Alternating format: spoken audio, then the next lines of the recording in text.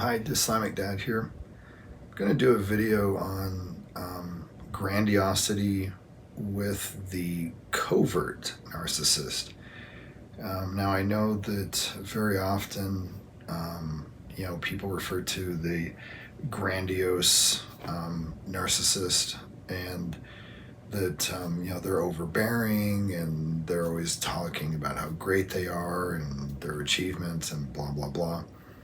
Um, but I've recently read some things talking about grandiosity with respect to the covert narcissist, and I thought it was interesting. I mean, it fit, and what I mean by that with the way the word is used for the covert narcissist is that when a normal person says I'm sick, or I have the flu or something like that, um, they'll just say it. Some people, might exaggerate a bit just to, get the point home. But the covert narcissist, when they describe all the, um, you know, horrible things that they experience in their life and all the bad things that are, happening to them, they blow it up. And it's interesting because in blowing these things up, either in scope or in intensity or emotional level, they not only are able to play the victim in experiencing this, but because of the grandiosity of what they're experiencing, it takes on a heroic element. So not only are they the victim, but they're also the hero, because they have to burden, they're so burdened, and they're shouldering so much with this, you know, negative experience that is happening to them, that it's almost like this, inhuman superhero, like, constitution, or being able to survive this. And so to me, it totally fit. I mean, again, like going back to my ex-girlfriend, the covert narcissist, um she experienced every ailment on the planet. I mean, it's just, sorry, I have to laugh because it was just ridiculous. And it was also bad things happening to her, say with her car, or with a project at work. And so if something happened, say with her car, it wasn't simply like, oh, um I mean, this is a real life example. Her radio did not have a working Bluetooth, so she couldn't play music over the car speakers.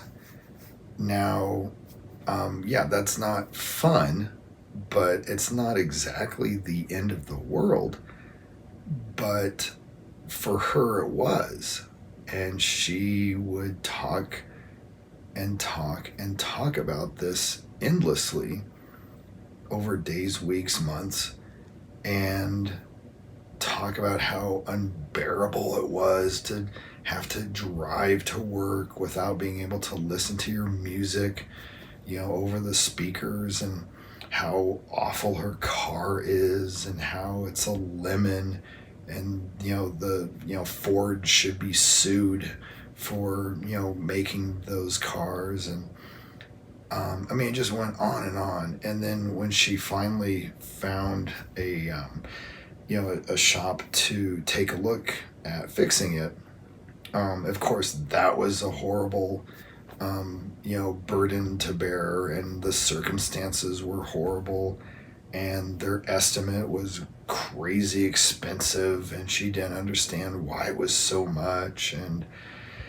it just went on and on and on. And like, so, you would think that it was like one of the most important things in the world to hear the intensity and the amount of emotion that she would put into describing this.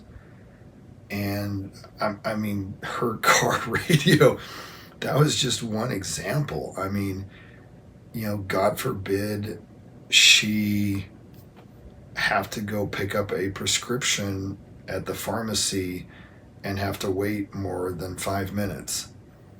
Or, um, or they need to transfer her prescription to another store. So, I mean, it's just, these things that stink, they happen to everybody. Everyone in the world has experienced that. Like, okay, yeah, this stinks. I have to wait 10, 15 minutes to get my prescription because there's a big line because everyone else wants their prescriptions too. Okay. I moved, so now I need my prescriptions at this other store, and their system's a mess, and it only transferred half my prescriptions. Yeah, that stinks. But is it the end of the world? Is it something to complain about for weeks, months? I mean, that's the thing. Most people don't do that. Most people would just vent, be done, and go on. But, I mean, my point was just that the grandiosity, I think, is applicable to both the covert and overt narcissist. It's just that with the overt narcissist, that grandiosity is exaggerating their accomplishments, exaggerating their status, exaggerating their abilities. Whereas the covert narcissist is exaggerating the pain they're in, exaggerating the troubles that they're experiencing, exaggerating their ailments, their sickness, exaggerating their bad work conditions. Again, it's just both of those narcissists are blowing things to these huge heights. And I think, again, that's just going back to how I assume, like, connecting the dots, very, very quickly, is just simply how self-centered they are, where they, as the saying goes, they are the hero in their story. And so if you're a hero, you can't have a mundane life. If something good happens, it's it's better than anyone else's experience. And if something bad happens, it's worse than anyone else's experience.